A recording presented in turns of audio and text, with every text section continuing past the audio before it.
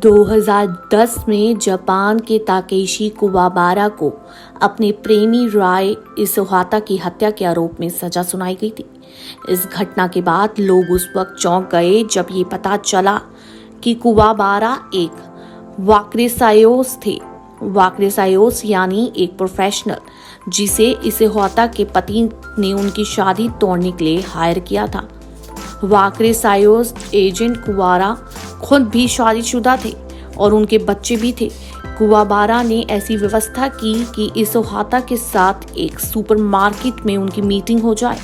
उन्होंने खुद को एक सिंगल IT वर्कर होने का दावा किया जो किताबी कीड़ा चश्मा लगाने वाला था।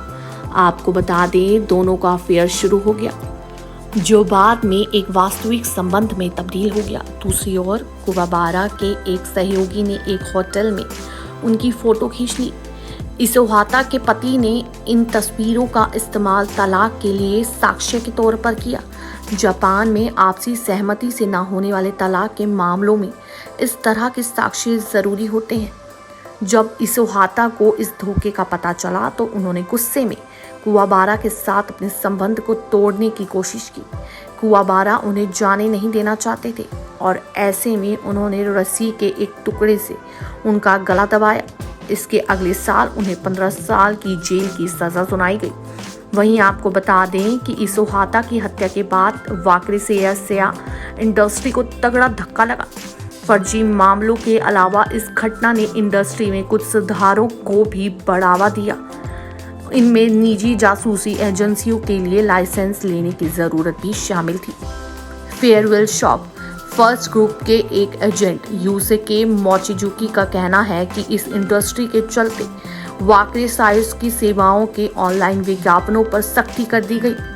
साथ ही आम लोगों में भी संदेह बढ़ गया, जिससे वाक्रेसायोस एजेंटों के लिए काम करना मुश्किल हो गया। इसके बावजूद राय इसोहाता की मौत के एक दशक के बाद ऑनलाइन विज्ञापनों की फिर से वापसी हो गई और ऊंचे दाम और इससे जुड़े विवादों के बावजूद ये कारोबार एक बार फिर से फैलने लगा। आपको बता दें, इस इंडस्ट्री की मांग अब भी ऊंची तबके में है। एक सर्वे से पता चला है कि करीब 270 वाक्रेसायोस एजेंसियां ऑनलाइन विज्ञापन देती है। इनमें से कई निजी जासूसी फार्मों से जुड़ी हुई है।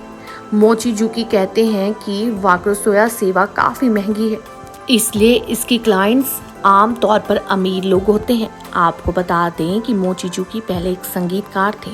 उन्होंने जासूसी में अपना करियर बना लिया। वो कहते हैं कि वे किसी अपेक्षाकृत सीधे केस के लिए $3,800 ले सकते हैं।